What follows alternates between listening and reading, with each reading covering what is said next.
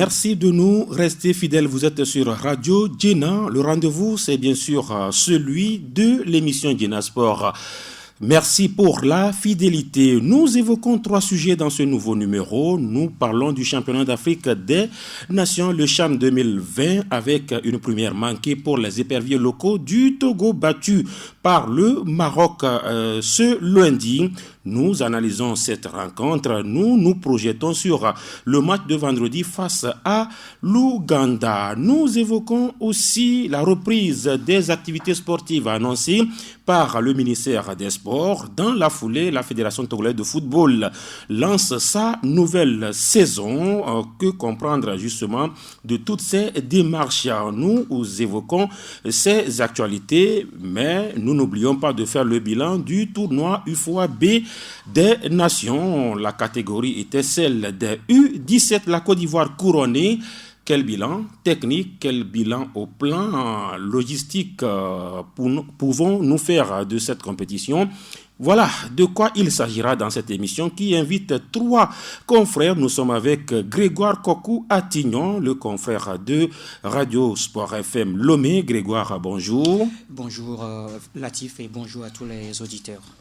Également sur ce plateau ou dans le studio de Radio Djena, Ambroise Dagnon, le confrère du Courrier d'Afrique et également de l'Échiquier. Ambroise, bonjour. Bonjour Latif, bonjour à tous les auditeurs ou internautes de cette radio que je profite pour saluer la directrice générale, la promotrice, saluer l'équipe dynamique de cette aventure qui a commencé il n'y a pas très longtemps mais qui est en train de quand même faire honneur à la jeunesse togolaise, notamment aux journalistes togolais, parce que quand j'ai regardé un reportage qui est passé sur une chaîne internationale sur cette initiative, je me suis dit, oui, il faut y croire, il faut croire en ses rêves, si petits soient-ils, il faut y travailler avec détermination, abnégation, et forcément, il y a le fruit qui est au bout, et encore une fois, chapeau. Chapeau, et justement, elle est sur ce plateau, dans ce studio, la directrice de Djena Média. C'est un groupe, il y a le site Djena Sport, il y a le site également djena.tg et puis Radio Djena. Edwige Djigbodi à Pédo, elle adore beaucoup plus Djigbodi. Alors Djigbodi, bonjour. Bonjour Latif, bonjour aux confrères et merci à Ambroise pour ces mots qui encouragent à continuer beaucoup plus par divertir, informer et sensibiliser nos auditeurs. Félicitations. Merci. On a suivi c'est la team qui nous permet, parce que c'est une équipe, ce n'est pas une seule personne, c'est toute une équipe, c'est tout un travail d'équipe et donc les félicitations vont à tous ceux qui travaillent autour de cette boîte. Latif, ce n'est pas juste parce que là tu as présenté Grégoire et tu as donné tous les prénoms. Grégoire Kokou-Attignon, Edwige Djigboli à Pédo et moi alors Ambroise Komi. Ah d'accord, je préfère Komi. Ambroise Komi. Voilà, je suis né samedi. Ouais, je vois. Ambroise Komi, justement, Dagnon. Le grand Abraham, lui, il est du côté donc de la mise en onde. Ouais, moi, je suis le petit Latif Yorouma à la présentation. Rapidement, on fait le bilan de l'UFOA B. C'est la Côte d'Ivoire qui a été couronnée. Grégoire Attignon, vous étiez au stade de Kégué. Oui. Alors, voilà, même si les Togolais n'avaient plus, en tout cas, d'attention, de regard tourné vers cette compétition, elle a commencé, elle a fini le lundi dernier. Oui, elle a pris fin avec le sacre, je vous le disais tantôt, de la Côte d'Ivoire. Et il faut dire que, sincèrement, cette équipe ivoirienne n'a pas volé ce sacre-là, parce que quand on voit un peu le parcours de ces éléphantaux, la Côte d'Ivoire est cette équipe-là qui n'enregistre aucune défaite durant tout le tournoi. Elle a battu le Nigeria dans son premier match 2-1. Ensuite, a battu le 1-0 plutôt. 1-0 et puis a battu le Ghana 3-1 pour se qualifier pour les demi-finales. En demi-finale, elle est venue à bout du Niger également, 1-0. Et ensuite, en finale, elle a démontré, et en tout cas, tout son talent. On a vu une équipe ivoirienne qui a joué. Il faut quand même reconnaître que c'est une équipe, quand vous prenez cette équipe de la défense jusqu'en attaque, c'est une équipe complète qui arrivait rapidement à prendre le ballon, à accélérer le jeu quand il le faut, et calmer le jeu quand il le faut également. Et c'est une équipe qui a beaucoup de joueurs qui sont techniques, quand je prends le dossard 7 de cette formation, le Badia. Voilà, l'albinos, voilà. il est très bon techniquement. C'est lui qui pose d'énormes problèmes. Oui, qui pose d'énormes problèmes donc aux défenseurs. Et c'est une équipe ivoirienne qui n'a pas volé ce sacre-là. Quand on prend cette équipe, elle Son mérite. nom c'est Sindou, je crois. Voilà, Sindou. Oui, voilà. Et donc cette équipe-là mérite amplement de remporter cette compétition. Maintenant, quand on prend les autres équipes, le Nigeria, moi je dis que oui, peut-être c'est pas accident que le Nigeria est arrivé jusqu'en finale parce que cette équipe avait déjà perdu son premier match. Ensuite, a fait match nul avec le Ghana et on se disait que c'est déjà terminé donc pour les Nigérians. Mais cette équipe nigérienne a été sauvée justement par la Côte d'Ivoire qui a battu le Ghana 3-1. Et en demi-finale, c'est une équipe ivoirienne plutôt nigérienne qui a souffert face au Burkina Faso, mais qui a su quand même tirer son épingle du jeu en s'imposant 1-0 pour se qualifier pour cette finale. L'essentiel, c'était quand même de se qualifier pour la phase finale de la Coupe d'Afrique des Nations et c'est ce que les Nigériens ont fait. Ils ont réussi quand même à se qualifier. Maintenant, quand on prend le Burkina Faso, oui, c'est également l'équipe là qui est classée 3e de cette compétition.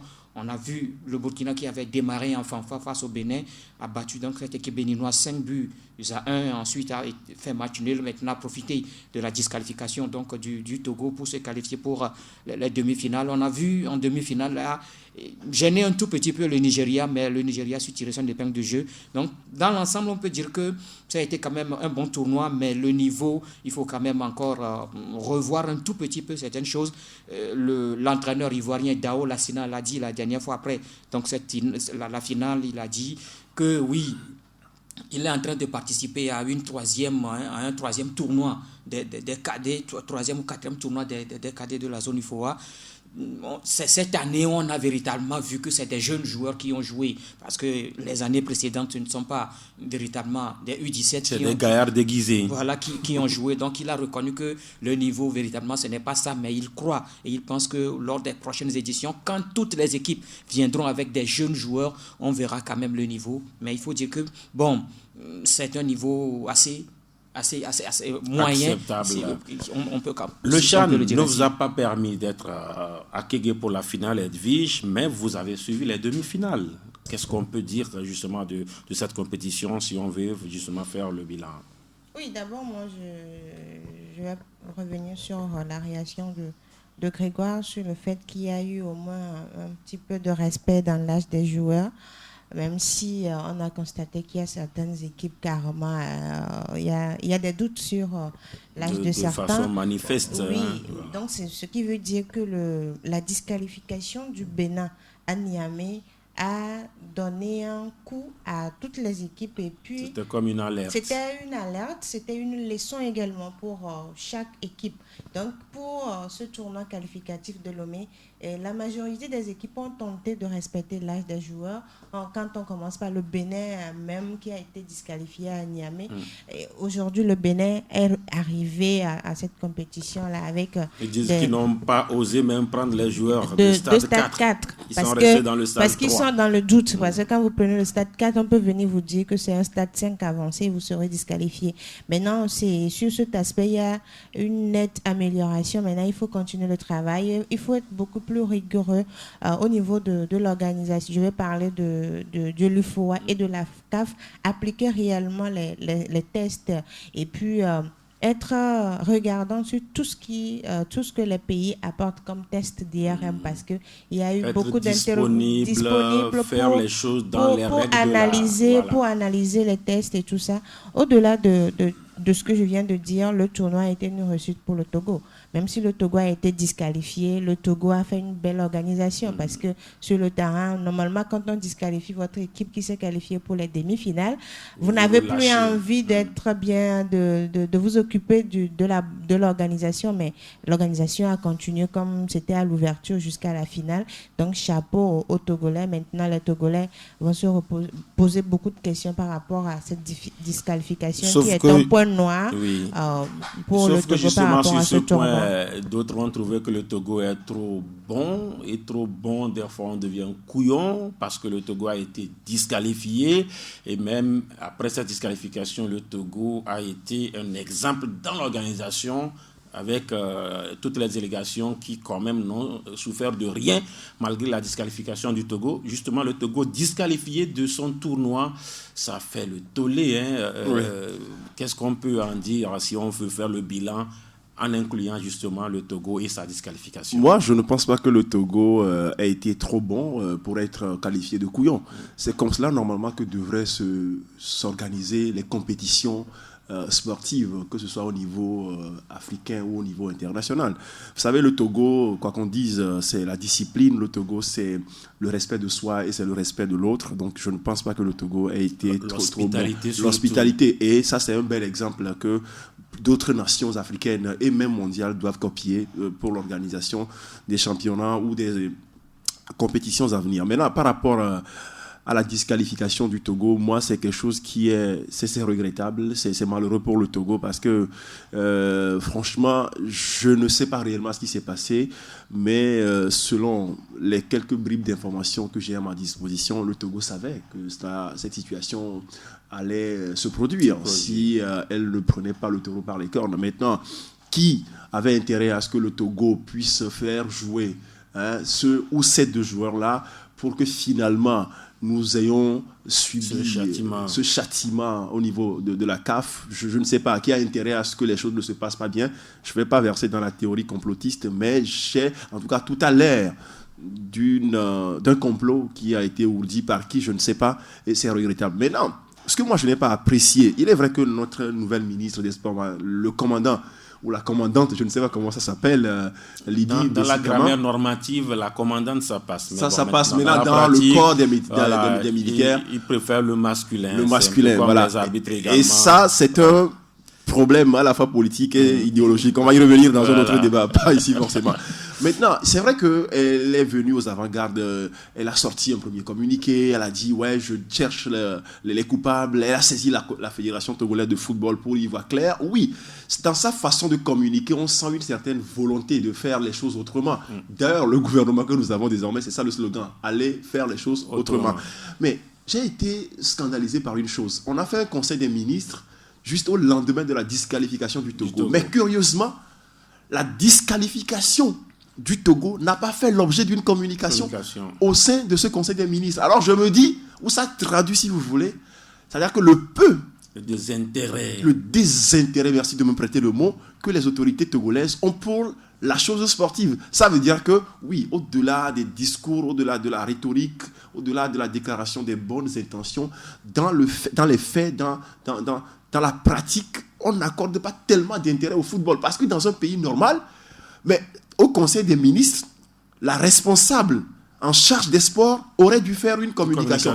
Il est encore une fois vrai que... C'est là que des décisions peuvent être prises. Il est vrai que nous ignorons tout de la procédure, d'accord, pour introduire une communication dans un Conseil des ministres au nom de la préséance. C'est trop de limite. Voilà, au nom de la préséance des sujets, donc au niveau du Conseil des ministres. Mais encore une fois, ce sujet-là est trop important pour qu'on le minimise. En principe, on aurait dû en parler en Conseil des ministres. Parce que l'image et l'honneur du pays étaient en dépendent. Donc aujourd'hui, il ne faut pas être dans un chauvinisme béat pour dire ouais, le Togo a été disqualifié, on nous a triché. Mais qui sommes-nous pour qu'on nous triche tout le temps? Soyons sérieux, qui sommes-nous pour qu'on nous triche tout le temps? Maintenant, je voudrais aussi aborder un autre aspect de ce championnat pour parler du Ghana. Moi, ce n'est pas tant le cas de la Côte d'Ivoire qui m'intéresse, mais c'est le Ghana. On a vu, je crois, il y a 2 ans, lors du tournoi de l'UFOA-B au stade municipal de Lomé, où le Ghana a été battu, je crois, à l'étape des demi-finales par le Niger. À l'époque U20.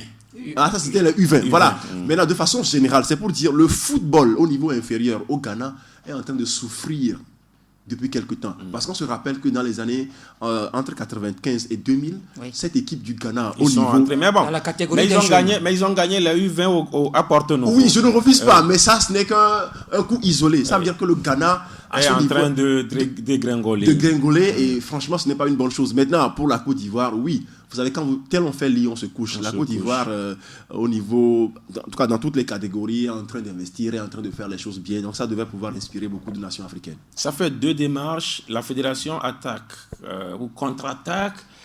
Le ministère aussi attaque ou contre-attaque. Mais là, la fédération attaque ou contre-attaque au niveau de la CAF, le ministère au niveau de la fédération. Est-ce que ça ne fait pas deux démarches contradictoires? Ou bien qui ne cèdent pas? Je crois que, en fait, le ministère veut savoir encore beaucoup plus sur comment ça s'est passé sur le plan national. Parce que une commission d'enquête. Oui, la fédération, maintenant, si la fédération doit attaquer maintenant quelqu'un sur le plan national, peut-être que c'est le staff. C'est le staff. La fédération. Oui, la fédération. Peut-être que la fédération va attaquer le staff. Mais la fédération dit qu'elle est toujours clean dans cette histoire. Voilà, donc elle fait appel. Elle fait appel au niveau donc du TAS, au niveau donc de la CAF, de la Confédération africaine de football. Maintenant, le ministère veut avoir s'il y a véritablement tricherie sur l'âge de ces joueurs ou bien sur le test donc de ces joueurs. Mais qui sont ceux-là qui ont fait le test? Pourquoi est-ce qu'ils savaient que véritablement ces enfants-là ne devaient pas être alignés? Mais pourquoi ils les ont alignés? C'est ce la question, pourquoi cette question? Parce que au cours de la conférence de presse organisée par la Fédération togolaise de football, c'était le jeudi dernier, la fédération demande à la presse de faire bloc derrière elle dans cette bataille, dans ce combat au niveau de la CAF. Alors, le ministère fait partie également de la nation. Est-ce que ce ministère-là ne devrait pas aussi faire bloc d'abord avant? Maintenant, là, le ministère demande une enquête. Ça suppose qu'on demande une enquête, ça dit que le ministère même est convaincu que quelque chose s'est passé. Est-ce qu'il n'y a pas contradiction dans les démarches? Non, ça veut dire que d'abord, j'ai appris que le ministère a demandé des explications pour comprendre ce qui s'est passé pour la disqualification. Donc, après les explications, ce qui veut dire que le ministère n'est pas convaincu parce que la fédération a donné comme explication. Voilà pourquoi on met en place une commission ou bien une commission pour pouvoir enquêter. Maintenant, quand Grégoire parle du fait que qui a aligné ces joueurs qui ne sont pas qualifiés, mais on a la réponse. Vous faites un test IRM, le test IRM est demandé par la Fédération togolaise de football. Et donc, quand le test arrive, c'est au niveau de la fédération que ça arrive. Et on appelle le staff technique pour dire, voilà vos résultats, tel joueur est à tel stade, tel joueur n'est pas qualifié. Donc, on connaît déjà la situation. Donc, si on veut se baser sur les tests IRM pour dire pourquoi on a aligné ces joueurs, le fautif ou bien la fautive dans cette histoire, c'est la fédération togolaise de football. Ce n'est pas le staff. Ce n'est pas le staff. Parce le staff a aligné les joueurs. Non, y compris le staff, parce que le staff fait partie de la fédération. Voilà pourquoi je dis la fautive dans cette histoire. C'est la Fédération togolaise de football. Et maintenant, à ce niveau, c'est à elle d'aller dans les ramifications. Si ce n'est pas le cas par rapport à ces tests IRM qu'on dit, les tests disent que non, les joueurs sont qualifiés, et les joueurs sont qualifiés pour jouer le tournoi, mais la CAF dit autre chose là, on peut attaquer la CAF au niveau des instances d'appel, au niveau même du TAS si on le veut, parce qu'on a les moyens et on a des preuves. On ne va pas engager des moyens pour faire appel et après revenir dire que non, ça ne tient pas. Non, si on est sûr, il faut qu'on ait un dossier solide. Et si le dossier est vraiment solide, je pense que la commission mise en place par le ministère des Sports aura aussi va aider à faire que l'appel aboutisse. Voilà ce qu'on pourra peut-être dire sur ce dossier-là. On espère rapidement, Grégoire. Oui, par rapport à l'organisation, moi je voudrais dire que il faut que dorénavant, que la CAF ou bien que l'UFOA fasse ces tests-là bien avant. Il ne faut pas attendre la compétition. Moi, en 2018, le Bénin a été sanctionné avant la compétition. Avant le début de la compétition. Mais ici, la compétition a commencé que les équipes ont déjà joué 2 matchs avant que le résultat ne sorte. Moi, je crois que ça fait un cafouillage. Il faut prendre ces dispositions-là. Et s'il y a si les équipes ont des joueurs qui peuvent éliminer, ils éliminent ces joueurs-là et reviennent avec ces joueurs-là qui sont capables. Moi, je crois qu'il faut arrêter avec cette histoire de disqualification en pleine compétition. Ça fait cafouillage. Ça ne donne pas de crédibilité. Si c'est un mois avant la compétition, il faut que la CAF envoie les résultats aux équipes. Et là, les équipes savent que, oui, au sein de leur effectif, il y a tels joueurs qui ne sont pas éligibles. Il faut les remplacer. Parce que l'objectif, le débat, c'est d'empêcher la triche ou de laisser tricher et sanctionner. C'est quoi l'objectif de la CAF? C'est pas la même chose. Non, moi, ce que je suis en train de dire, que la CAF demande les tests au cours d'un tournoi ou bien avant, c'est la même chose parce que c'est pas la même chose. Non, Latif, c'est la même chose. Vous réalisez des tests. Vous réalisez des tests IRM. On interprète vos tests IRM. Ça veut dire que il y a des stades parce qu'il y a des catégories par rapport à ces tests IRM. Vous savez très bien que vous avez des joueurs qui dépassent tel stade et quand ça dépasse tel stade, c'est qu'il y a un doute par rapport déjà à l'âge du joueur et même à la recevabilité du dossier du joueur. Maintenant, vous acceptez, vous engagez l'équipe avec ce joueur. Maintenant, la CAF vient, après les tests réalisés, la CAF dit, OK, on va voir, parce que la CAF a confiance en vous en tant que fédération. Puisque la CAF sait qu'elle vous a envoyé les documents, bien le règlement de la compétition, elle a confiance en vous. Aujourd'hui, on ne va pas dire non, la CAF doit avertir bien avant. Ça veut dire qu'on sait très bien qu'on est en train de tricher et donc on va laisser la CAF avertir. Non, pour aller dans le même sens que Djiboli, je dirais que oui, c'est vrai, Grégoire a raison quand il dit la CAF, normalement, ce n'est pas en pleine compétition qu'elle aurait dû intervenir. Mais ce que Djiboli dit est fondamental. C'est-à-dire que la CAF fait confiance à la fédération qui est une association membre. Il y a des responsables à la fédération, à la tête et au sein de la fédération. On ne peut pas imaginer un seul instant qu'il puisse y avoir des gens qui manipulent les résultats pour faire jouer des joueurs dont on sait que les résultats ne permettent pas qu'ils jouent. Donc, si entre-temps, il y a peut-être quelqu'un qui a vendu la mèche, je n'en sais rien, et que la CAF se dit, attention, il faut que nous voyons clair. Le résultat que nous avons, ou l'IRM que nous avons fait pour les joueurs, entre-temps, nous avons, sur la foi ou sur la base de la confiance que nous vous faisons, nous pensions que vous alliez disqualifier ces joueurs par vous-même. Et que vous ne le faites pas. Et que la CAF a peut-être des informations qui font ou qui l'amènent sur la piste, d'accord, de soupçons qu'il y a au sein de l'équipe, ces joueurs-là. C'est normal que la CAF intervienne en pleine compétition. Et donc, je pense que c'est ce qui est arrivé. Donc, à ce niveau-là, je dis encore une fois, on ne peut pas jeter de l'anathème sur la CAF pour dire, encore une fois, on ne va pas faire un dossier dont on n'est pas sûr qu'il est solide avec des éléments de preuve pour aller au niveau des instances juridictionnelles, se ridiculiser et revenir. Donc, il faut que nous soyons sûrs de ce que nous faisons. Et encore une fois, moi, je dis, je n'ai pas confiance. Je dis, il y a quelque chose qui a mal tourné dans cette affaire-là. Vous n'avez pas confiance en qui? Je n'ai pas confiance en ceux qui gèrent le football et le sport togolais en général. Je n'ai pas confiance. On finit sur, justement, cette conclusion-là de Ambroise Dagnon. Vous êtes Ambroise Komi Dagnon. Vous êtes sur Radio Djena avec justement Ambroise Komi Dagnon du Courrier d'Afrique et de l'Échiquier, Grégoire Kokoatignon de Radio Sport FM et puis de Edwige Djibodi Apedo de Radio Djena. Nous évoquons le CHAN, le Togo encore. Le CHAN qui a démarré samedi, il y a eu 4 matchs après, puis le Togo a joué le 5e match. Première sortie du Togo dans l'histoire du championnat d'Afrique des Nations, c'était la 6e édition. Mais à l'arrivée, 1-0, une défaite, une petite, mais ça reste une défaite frustrante. Défaite frustrante parce que justement, d'aucuns estiment qu'il y a eu trop de faits de jeu dans le jeu. Voilà. Qui veut se jeter à l'eau? Djibodi, oui. Trop de faits dans le jeu, le Togolais adore trop ça. Parce que c'est quand le résultat est négatif qu'on voit. Il y avait pénalty non sifflé, il y avait une main non sifflée. L'arbitre est toujours contre nous. Non, attendez. Jouons sur le terrain, déroulons sur le terrain et marquons des buts pour qu'on dise après, peut-être, pour l'instant, il n'y a pas de VAR au niveau du CHAN. C'est à partir des quarts. Oui, c'est pourquoi je dis pour l'instant, il n'y en a pas. Maintenant, ça veut dire que vous devez jouer, marquer des buts propres qui sont validés pour qu'on puisse dire vous avez gagné ou pas. Maintenant, vous ne le faites pas. Sur le terrain, les transitions, 0. La défense axiale, c'est tout un problème avec un Toudi qui est très lourd. Et un défenseur zonant, lui, un attaquant qui prend la balle, toi, c'est un latéral, non? Toi, un latéral. Cette action-là m'a étonné. Toi, un latéral, l'attaquant vient, tu lui donnes de l'espace. Passe. Je te fais de la place, tu passes. Il y a tout ça. Boulevard zonant. C'est parce qu'en fait, alors que tu es un latéral, tu es un défenseur, ça veut dire que tu défends. Tu vas essayer de porter un bloc à cet attaquant. Peut-être qu'il a laissé passer pour le tacler. Pour le tacler ou bien pour que à la Salutadjou, peut-être. Mais ça n'a pas été le cas. Maintenant, vous prenez l'animation de jeu. Il y a un Tchakei Marouf, certes, il a essayé, il a tenté des choses, mais dans l'animation, on n'a pas vu un leader dans le jeu du Togo. Parce que le capitaine était en dedans. Oui. Voilà. Nyama Akate, lui, Karma, il a disparu sur le terrain. Vous prenez Nano Richard, à un moment, c'est quand il a sorti là-bas qu'il devait être contre son camp là, il était sur le terrain lui aussi.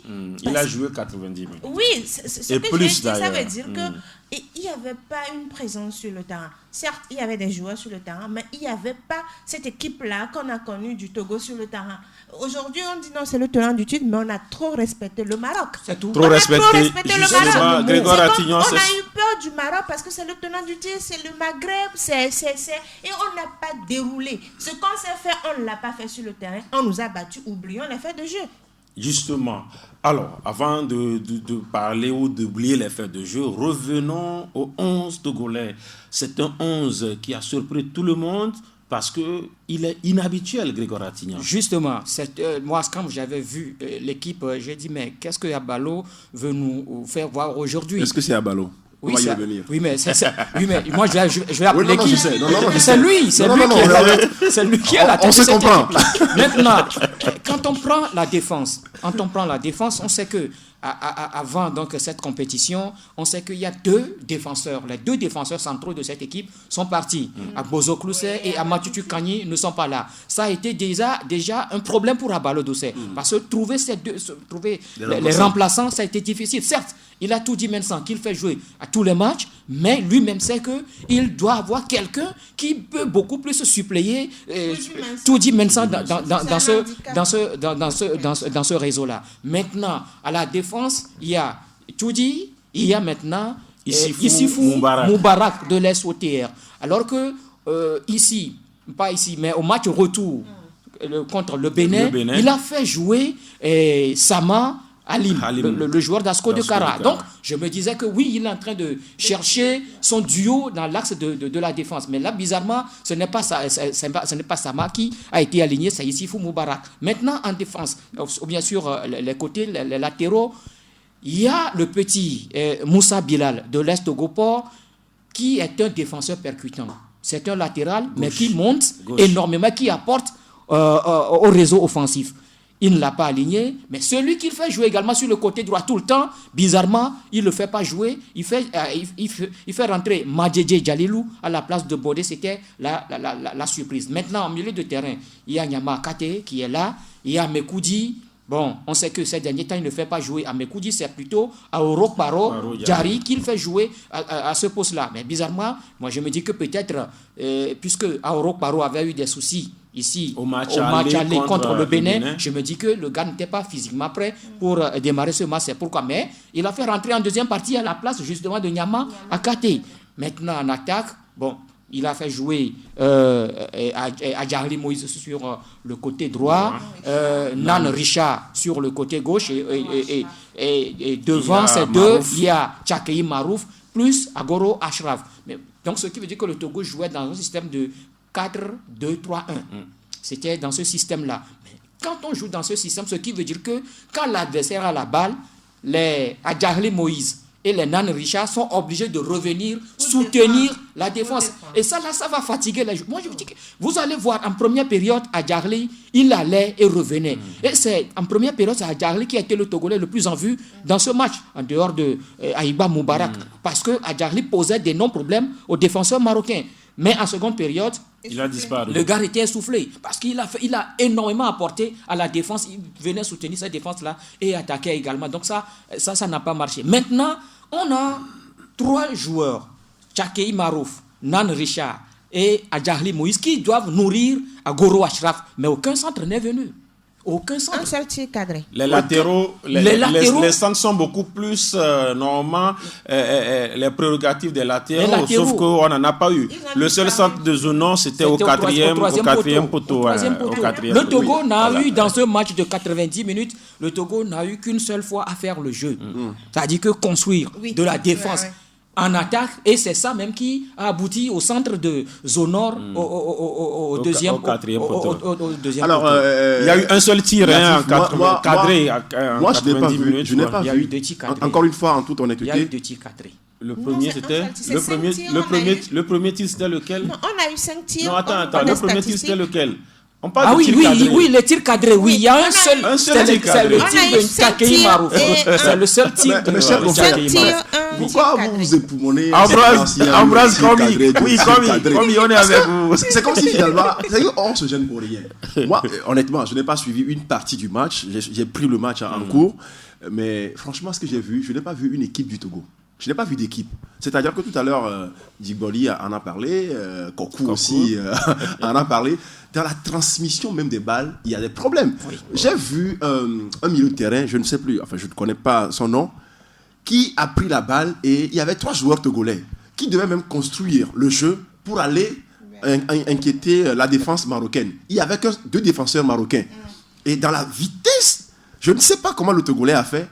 Il a transmis la balle à son coéquipier comme, je ne sais pas, des enfants jouent dans la rue.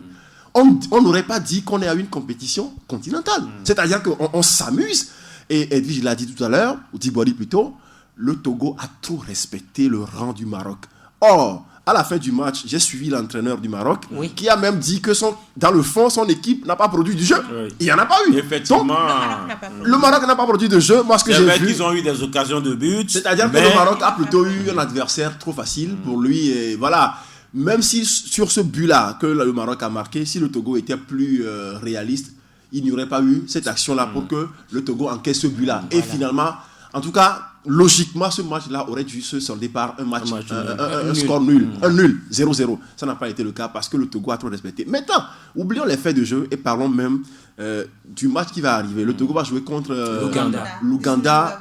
Voilà, vendredi, donc après-demain. Ça veut dire que il faut déjà que Claude, comment il s'appelle? Abalo Dossé, j'ai dit quoi, Claude? C'est sur le banc, non? Pardon. Non, c'est Abalo Dossé. Abalo Dossé. Non, soyons sérieux. Il faut que Abalo Dossé, Jean-Paul, commence déjà à prendre son indépendance. Moi, c'est vrai que chaque Togolais, qu'il soit entraîneur ou non, peut décider d'aller au Cameroun pour suivre le CHAN. De la preuve, Jenna a envoyé son reporter là-bas. Oui, c'est une bonne chose. Mais la présence de Claude Leroy, ça dit que quand j'ai vu ça, je me dis, mais il vient chercher quoi? Est-ce que finalement. Il a personne ressource. Personnel de l'entraîneur. Oui, je ne refuse pas. Je ne refuse pas. Je ne refuse pas. Oui, sa présence sur le terrain ne pose pas de souci. Mais est-ce que vous êtes sûr que dans le choix des joueurs, dans l'alignement des joueurs, Jean-Paul Abalo Dossé a été indépendant? Je n'en sais rien. Je pense que c'est une préoccupation pertinente par rapport justement au 11 de départ. Au 11 de départ. Parce que tout à l'heure, on a dit comment remplacer tel joueur. On avait pensé que quand il avait fait jouer tel joueur face au Bénin au match retour, on avait pensé qu'il était en train de préparer la relève pour trouver donc les remplaçants des joueurs qui ne sont pas disponibles et tout ça. Mais ça n'a pas été le cas. Qu'est-ce que le sorcier blanc exorcisé est allé dire à Jean-Paul Abalo Dossé pour que son 11 de départ soit un 11 bancal? Je n'en sais rien. En tout cas, il faut qu'il tire les leçons pour que le vendredi, face à l'Ouganda, on puisse voir une meilleure équipe, un meilleur effectif. Sinon, le Togo va rentrer à la maison, non pas de la plus belle des manières, mais par la petite porte. Et ça sera regrettable pour le Togo parce que c'est la première fois qu'on participe à cette compétition qui existe depuis 6 ans déjà. Beaucoup trouvent depuis 6 éditions. 6 éditions, voilà. Pas 6 ans, mais 6 éditions. 12 ans. Voilà, 6 éditions. Beaucoup justement se posent cette question-là, cette contradiction dans la méthode, si on peut même parler de méthode, parce que Abalo a eu à travailler avec ses éléments, a eu à aligner des matchs amicaux, avait peut-être une façon d'enchaîner les pions. Mais il arrive à Cotonou et au Cameroun, et en même temps, à la première séance d'entraînement, Claude Leroy s'invite sur le terrain en tenue d'entraîneur, et puis le jour du match, un 11, je dirais, en tout cas, qui surprend tout le monde, et à la fin, un 11 inventé. Un 11 qui ne fait pas gagner. Comment est-ce qu'on peut peut-être commencer à expliquer cette invasion quand même de Claude Leroy dans le nid, dans le staff des éperviers du Togo? Claude Leroy, c'est l'entraîneur de l'équipe A. Et on ne refuse pas que l'entraîneur de l'équipe A vienne pour soutenir le staff technique de l'équipe A'.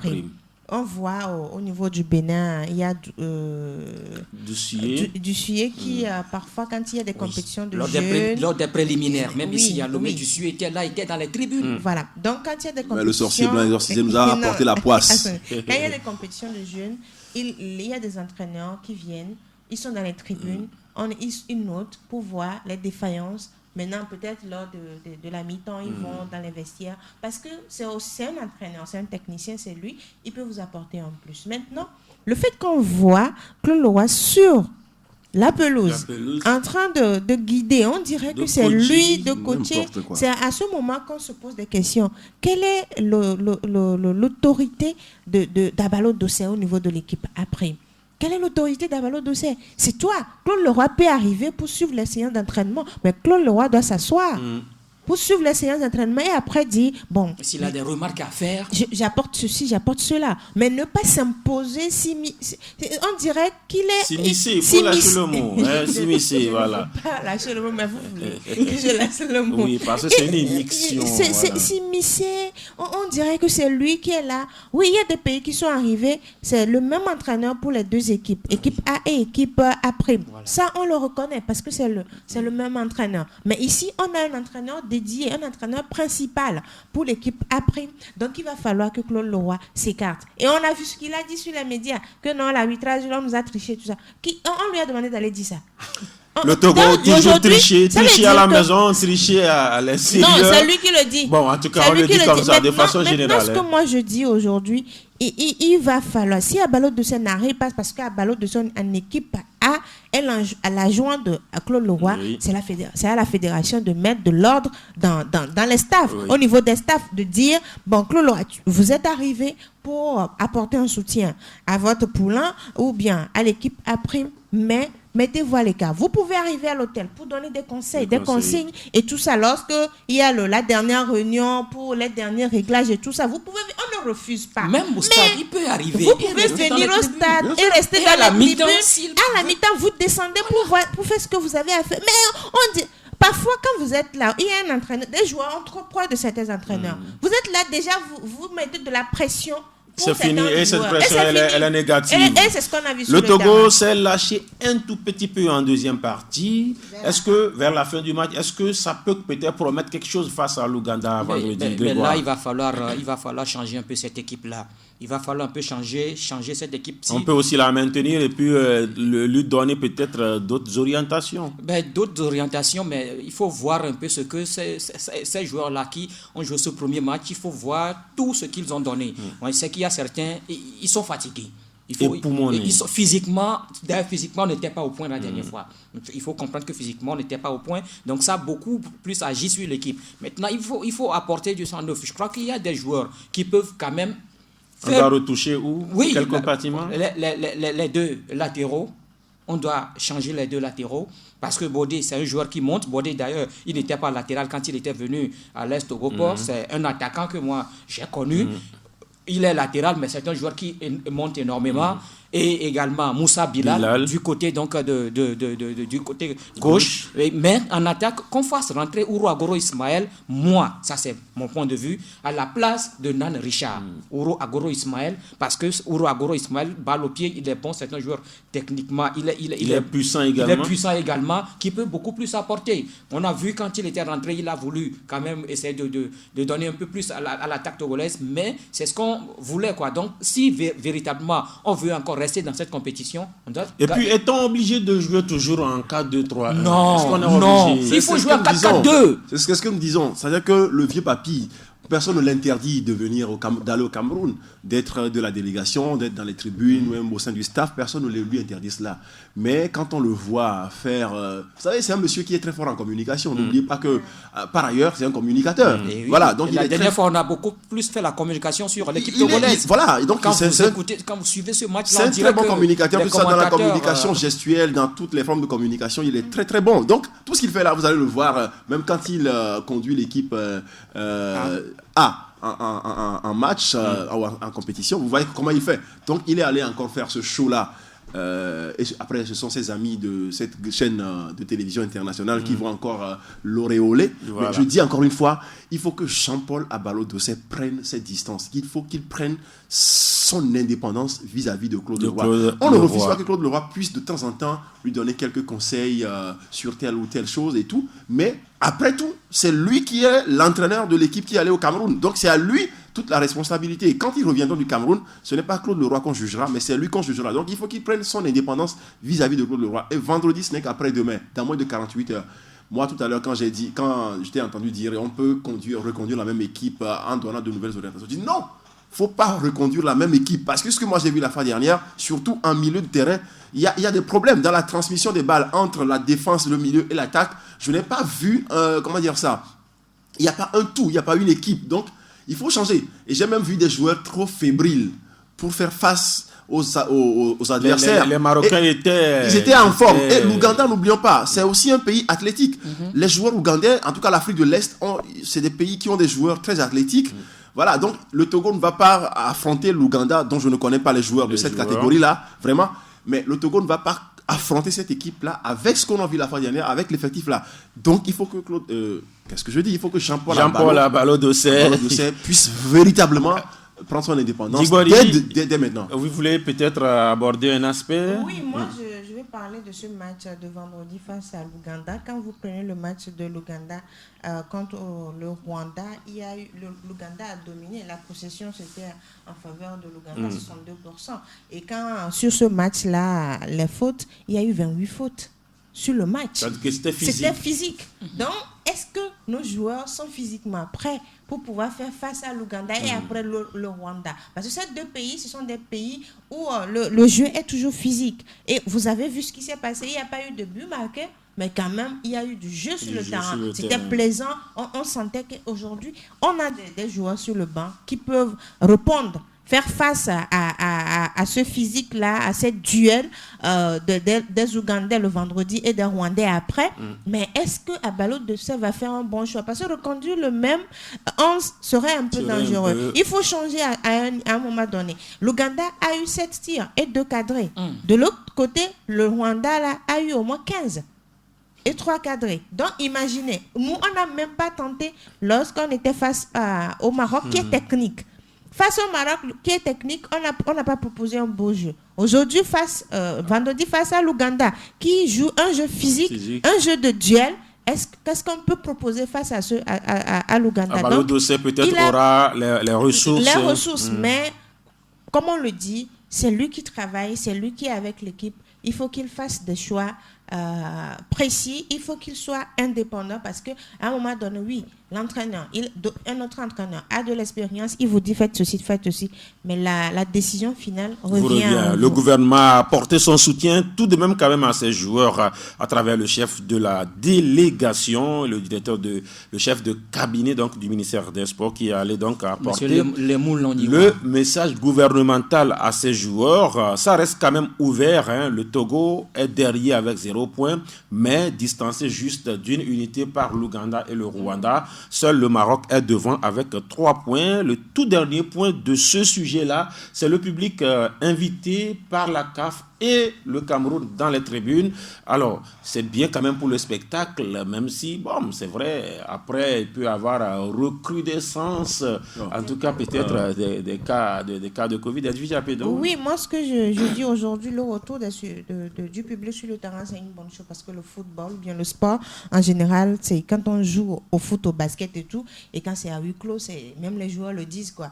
La manière dont le public, parfois, quand tu fais des erreurs, le public crie et tout ça, tu te corriges immédiatement. Mais quand c'est à huis clos, c'est l'entraîneur qui parle, peut-être c'est les coéquipiers qui crient et tout ça, mais ce n'est pas la même chose quand il y a un public. Aujourd'hui, le retour du public, c'est bien. Maintenant, il va falloir faire respecter les mesures barrières au niveau, parce que on a vu ce qui se passe, tu vois, sur le terrain, il y a un supporter qui est là, ils sont côte à côte, ou bien le cache-nez est sous le menton, ou bien on enlève, on met dans la poche, on oublie carrément ces mesures barrières. Quel que soit ce qui se passe, on est en crise sanitaire. Donc, on ne va pas continuer par bafouer ces mesures barrières et puis après le champ se retrouver avec des cas de contamination élevés. Il y a les différentes nations également qui participent à cette compétition. Mais normalement, le public qui devrait être au terrain devrait peut-être présenter un test PCR, c'est bien cela? Non, mais ce n'est pas possible avec l'équipe parce que c'est 10 000 supporters pour chaque match. Oui, mais la dernière fois, je crois, pour le match du Togo, on parlait de 12 000. Oui, bon, c'est au-delà de 10 000 quand même, mais le minimum, c'est 10 000. Maintenant, c'est chaque équipe, chaque délégation. Quand vous avez match, toute la délégation, des joueurs, au staff, aux supporters et journalistes, toute la délégation doit effectuer le test PCR. Et maintenant, s'il y a des cas des cas positifs, on les met en isolement. Le reste, vous allez au terrain. Donc, à la veille de chaque match, vous devez passer par le test. Ambroise Gomis, ça ne devait pas poser de problème. Écoutez, vous savez, moi, depuis quelques temps maintenant, cette histoire de coronavirus, je ne vais pas être l'oiseau de mauvais augure pour dire des conneries, non, parce que si tu le dis, on dira que tu n'es pas politiquement correct, donc je préfère rester dans le politiquement correct pour faire plaisir à ceux qui veulent que nous leur fassions plaisir. Et moi, je pense que cette histoire de coronavirus, là, il va falloir que l'Afrique, je l'ai déjà dit une fois dans ce studio, il faut que l'Afrique fasse extrêmement attention. Aujourd'hui, qu'est-ce que vous voyez? La course au vaccin. Bon, l'Afrique n'est pas concernée, avec le directeur de l'OMS qui est un Éthiopien c'est un Éthiopien, non? Voilà, qui a même, disons, qui a fait un cri de détresse, qui a lancé un cri de détresse en disant attention aux pays riches qui font la course au vaccin mais qui oublient l'Afrique et tout ça, parce que justement le sida existe depuis plus de 40 ans, ou 40 ans pratiquement, mais on n'a pas trouvé le vaccin parce que eux ils ne sont pas touchés là-bas. C'est l'Afrique qui est touchée. Et aujourd'hui que l'Afrique n'est pas touchée par le coronavirus et qu'eux, ils sont les plus touchés, ils cherchent des vaccins contre le coronavirus. Non, l'Afrique, en réalité, je ne dis pas que la maladie n'existe pas, mais ce n'est pas notre priorité en réalité. Si nous devons faire ou prendre des mesures en tenant compte de l'approche globale pour dire, ouais, parce qu'ici, on a confiné les gens. Parce que là, les gens, ils jouent à huis clos. Non, le football ou le sport, c'est avant tout un spectacle. Et le spectacle ne se fait pas surtout. Le football, qui est un sport de masse. Sans le public. Sans le public. Donc, il faut qu'on ouvre un peu au public. Et c'est ce qui est en train d'être fait. Et je suis tout heureux d'entendre tout à l'heure Djigboli dire qu'on effectue le test PCR pour les spectateurs. C'est ça, non? Pour les délégations. Pour la délégation. Et quand vous voyez même quand vous voyez dans les tribunes, je crois que c'est parsemé, c'est clairsemé plutôt. Oui. C'est clairsemé. Ce n'est pas La distanciation est respectée, donc il faut laisser les gens respirer un peu. Voilà, mais il faut s'oublier quand il y a il faut laisser les gens respirer. C'est dans cette même Afrique qu'on a vu l'Ouganda qui va jouer vendredi, non? Cette même Ouganda qui vient d'organiser une élection présidentielle avec des campagnes présidentielles où on ne respecte rien. La Côte d'Ivoire également a fait autant. Voilà. Le Togo aussi l'a fait. Donc, merci. Le Togo l'a fait avant le Covid. Voilà. Nous allons poursuivre cette émission toujours avec Grégoire Atignon, Grégoire Kokou Atignon, Ambroise Gomis, Daniel Yadvige, Djigbodi, Apedo. Le dernier sujet, l'État, enfin, dit oui à la reprise des activités sportives au Togo. Sauf qu'on parle toujours de reprise progressive parce que ce sont les associations ou clubs reconnus soit par la Fédération togolaise de football, soit par les autres fédérations ou peut-être par les ministères qui doivent reprendre le sport de masse ou les sports de masse sont out. Pour l'instant, il y a eu une interprétation polémique et finalement on dit voilà, ce n'est pas nous les joueurs de dimanche, nous les supporters de Barcelone et du Real de Madrid organisés, ce n'est pas à nous la reprise c'est pour les clubs et d'autres associations organisées. Djigbodi à Pédo. Oui, il y a des compétitions internationales à venir, donc il va falloir lancer les compétitions nationales. Et il faudrait également que les fédérations s'organisent. On ne va pas rester comme ça plus d'un an, parce que mars, ça fera un an, presque un an sans compétition sportive pour les athlètes, les sportifs engagés. C'est déjà lourd. On voit les conséquences sur l'équipe locale du Togo aujourd'hui. Physiquement, l'équipe togolaise ne tient pas, n'est pas en forme au CHAN parce qu'on n'a pas de compétition. Maintenant que le ministère a lancé les hostilités, puisque par rapport aux fédérations, c'est intéressant maintenant, c'est aux fédérations d'ouvrir leur chronogramme, de sortir leur plan d'action, bien leur stratégie pour la nouvelle saison. La fédération de football a lancé sa nouvelle saison avec les enregistrements maintenant après le championnat D1, D2, c'est en mars. Mais le 20 mars précisément. Le 20 mars précisément. Ça fera jour pour jour. 20 mars, suspension. 20 mars 2019, suspension. 20 mars 2021, reprise. Donc, pour les autres disciplines, il y avait même des disciplines qui ont été autorisées à commencer. Tennis de table, athlétisme, cyclisme, tchoukou-ball. Donc, je pense que... Mais ils n'ont pas encore publié l'ouverture de leur saison. Maintenant que tout est autorisé, c'est bon. Maintenant, l'inquiétude, c'est qu'on veut faire comprendre à nos citoyens que, certes, les compétitions sportives et les activités sportives reprennent, mais ce n'est pas pour tout le monde, comme vous l'avez avez dit, Latif. Vous êtes, par exemple, on est ici, on a une équipe de football, on s'organise chaque dimanche, on joue, ce n'est pas autorisé. Si vous le faites, la FOSAP va arriver et puis c'est un autre problème. Ceux qui s'organisent pour courir avec de la musique ou bien avec les bidons d'huile pour jouer et tout ça ne sont pas autorisés également parce que ce sont des sports de masse. Pour l'instant, les sports de masse, parce que on n'arrive pas à contrôler. Vous allez sur un terrain de foot, vous voyez plein de monde. Ici, il y a une équipe ou bien... Un terrain divisé en 4. En 4 ou 5, souvent chacun dans son coin.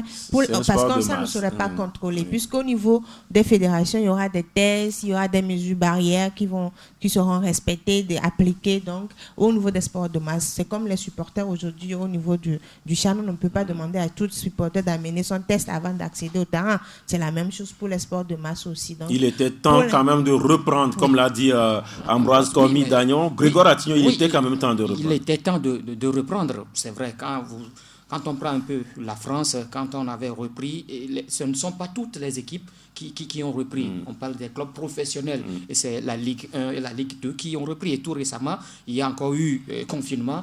Tous les clubs amateurs n'ont pas repris. C'est hier ou avant-hier qu'une décision a été prise, puisqu'il y a la Coupe de France qui doit se jouer, et justement les clubs amateurs doivent faire partie donc de participer plutôt à cette Coupe de France, et on les a autorisés maintenant à reprendre les séances d'entraînement, mais en passant tout d'abord par les tests PCR. Donc je crois que c'est ce qui doit se faire également ici. On demande aux fédérations de reprendre leurs activités, mais je crois que avant de reprendre justement ces activités-là, il va falloir faire des tests. Quand on prend les clubs de première et deuxième division, tous les joueurs doivent faire leurs tests. Les membres des staff techniques et ceux qui sont autour de ces équipes-là doivent faire leurs tests avant donc de reprendre les activités. Je crois que c'est quand même une bonne chose. Il va falloir beaucoup plus expliquer au public que c'est ce qui va se faire. Ce n'est pas tout le monde, ce n'est pas toutes les activités sportives qui vont reprendre. Nous jouons véritablement derrière nos maisons, mais pour le moment, on n'est pas autorisé à jouer encore là-bas. Quand la situation va se calmer un tout petit peu, je crois que c'est là où on va permettre maintenant au sport de masse, ou bien oui, au sport de masse de reprendre. Donc, je crois qu'il revient à toutes les fédérations de prendre les dispositions possible. C'est vrai qu'on a parlé de reprise depuis qu'on a sorti la note de reprise. Je n'ai vu aucune note de la Fédération togolaise de volleyball disant que ça suppose que justement les sports véritablement au Togo, c'est avant tout le football, Ambroise Komi, parce que là, rapidement et très chaud, quand le ministère a sorti son communiqué, la Fédération a sorti chose également le chronogramme. Puisque même dans le budget annuel alloué au sport au Togo, on sait que c'est le football qui avale presque tout. Donc voilà, quand on parle de sport au Togo, c'est beaucoup plus le football, sans discréditer ou si vous voulez minimiser les autres disciplines sportives. On sait que pour le moment, c'est le football. Non, oui, il était temps qu'on renoue avec les activités sportives et surtout au niveau professionnel. Parce que, vous savez, même si le sport au Togo, le football au Togo ne nourrit pas véritablement ceux qui le pratiquent, ça quand même les nourrit d'un point de vue psychologique, moral et tout ça. Donc, oui, c'est ce qu'ils savent faire le mieux. Il faut quand même leur permettre de reprendre leurs activités, c'est ce qui va être fait. Maintenant, pour les sports de masse, dans les quartiers, je dis oui, ça c'est pour le divertissement et pour être en bonne santé aussi. Oui, d'accord. Est-ce qu'on est sûr que les gens vont respecter cela? Parce qu'on a dit dans ce pays que les bars ne doivent pas ouvrir, qu'on ne doit pas se retrouver, s'agglutiner dans les bars, dans les restaurants, tout ça. Mais on a vu quand même des bars. On est sur le ressort territorial de Golfe 5 avec le maire Kossi Abouka qui est allé à la trappe, qui a arrêté, qui a fermé le Mano Militari. Le maire le plus dynamique. Le plus dynamique, le plus zélé aussi. C'est mon grand frère, c'est le plus zélé de tous les maires que j'ai jamais connus. Donc, oui, il faut veiller au respect, d'accord, de cette mesure prise par le gouvernement pour que la maladie, en tout cas pour briser la chaîne de contamination. Parce qu'aujourd'hui, je crois, on est à 70 décès. 74 décès. Donc, on tend vers la barre de la centaine. Et les cas augmentent aussi. J'ai vu hier sur la fiche, je crois, 465 cas actifs. Et ça, ce n'est pas rien. La maladie, elle existe réellement. Mais en même temps, je dis toujours, il faut apprendre à vivre malgré la maladie. Pas avec la maladie, mais malgré la maladie, en étant autodiscipliné, en étant rigoureux avec soi-même, en portant toujours le masque de protection quand il le faut. Et voilà, donc... Le ministère a pris une décision, la Fédération togolaise de football a sorti un communiqué parce que voilà, c'est elle qui est la plus concernée ou le plus concerné si vous voulez. Bon, maintenant, qu'est-ce que vous voulez que je dise d'autre? On aura peut-être fait le tour, hein, si peut-être en 10 secondes on doit conclure sur un sujet. On commence par qui, Grégoire? Conclusion, on est arrivé justement à la fin de l'émission. Non, mais je crois que s'il faut conclure, moi je voudrais encore parler des éperviers qui sont au Cameroun. Vivement qu'Abalo Dossé retouche un peu son équipe pour qu'on ait cette équipe-là qui peut véritablement jouer sur le terrain. On a vu déjà le match du Maroc. Il va falloir véritablement faire quelque chose si on veut toujours continuer cette compétition, parce que moi je dis que si on perd après demain, c'est fini, le Togo est éliminé. Donc il va falloir... Nous espérons que ce ne sera pas le cas. On ne sera pas le premier à revenir, à rentrer. Non, on veut encore poursuivre le séjour. Ambroise, il faut de l'orgueil pour les joueurs.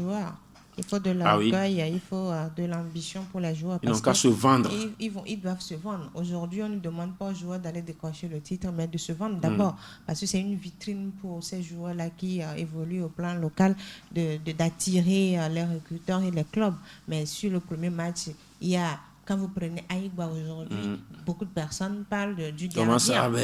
C'est quand même, il y a quelque chose à revendre. Vous prenez Tchakei Marouf, sur certaines incursions, il a tenté des choses. On parle de lui. Donc, il faudrait que les autres joueurs soient également engagés, parce que ce n'est pas parce qu'on vous met dans le 11 ou bien vous êtes sur le banc quand vous rentrez en seconde partie ou bien vous avez 10 minutes. 10 minutes suffisent pour montrer quelque chose. Ce que vous avez dans les jambes ou bien dans les pieds. Ambroise, Komi, Dagnon, une demi-phrase en guise de conclusion. Bon, c'est pour dire que Jean-Paul Abalo Dossé doit comprendre que lorsqu'ils reviendront du Cameroun, les Togolais seront très exigeants. Ils vont savoir ce qui s'est passé là-bas, pourquoi ceci s'est passé plutôt que telle autre chose, et que les Togolais ne vont pas juger le vieux papy français, que c'est lui qui sera jugé. Et donc, il doit déjà commencer à prendre son indépendance, savoir que l'effectif qu'il a aligné ou l'équipe qu'il a alignée pour le match contre le Maroc, ce n'était pas la meilleure, il pouvait faire mieux que ça, et que le Togo a aussi son coup à jouer dans cette compétition. Il faut cesser de considérer que les autres nations sont des nations, des super nations de football. Non, le Togo aussi a de très bons joueurs qui peuvent faire valoir ce qu'ils ont dans les pieds ou dans les jambes, comme l'a dit tout à l'heure Tibori. Et donc, pour le match contre l'Ouganda, vendredi, Abalo Dossé doit nous montrer qu'il est un entraîneur et non pas un valet de pouvoir. Voilà ce qu'on pourra dire. Merci donc à vous, Ambroise, Komi, Dagnon. Merci d'avoir accepté notre invitation. C'est un plaisir. Merci à vous, Grégoire Kokou, à Tignon. Vous permettez? Oui, je souhaite joyeux anniversaire à Pélagie Mekoum, c'est du côté de Sport FM. Pélagie Mekoum qui souffle une bougie de plus aujourd'hui. Joyeux anniversaire à toi, Pélagie. Merci également à vous, Madame la directrice. Merci, c'est un plaisir d'être avec vous et puis joyeux anniversaire à la seule technicienne. Oui. Ah oui. Dame. Technicienne. C'est une personne un peu de technicienne. Attention, c'est la directrice générale qui parle. Attention, c'est une personne. Donc, à la seule technicienne de Sport FM oui. Et à la seule technicienne d'un média qui fait le sport. Ça veut dire qu'elle fait partie de cette dame qui fait la promotion du sport féminin. Oui. Merci également à Abraham qui était derrière, qui était à la mise en onde, qui a suppléé Rémi Hunkpati, qui est l'équipe de Djena fortement diminuée, parce que Rémi est au Cameroun, et puis le directeur des programmes également, Elie Atiko également du côté du Cameroun. Voilà. Et encore une fois, il nous écoute depuis là. C'est une très belle chose pour cette radio, qui pour moi aujourd'hui, parce que vous savez, faire les médias audiovisuels en ligne dans un pays comme le nôtre, dans le contexte économique qui est le nôtre, ce n'est pas évident. Et ça, franchement, c'est un modèle de réussite, il faut le dire, un modèle que dont beaucoup doivent s'inspirer. Et ça, franchement, je le dis avec beaucoup d'émotion. Voilà, à cœur ouvert. Ça, c'est un Madrilène qui parle. Merci. Ah oui, attention, ça, c'est un vrai Madrilène. Un Madrilène.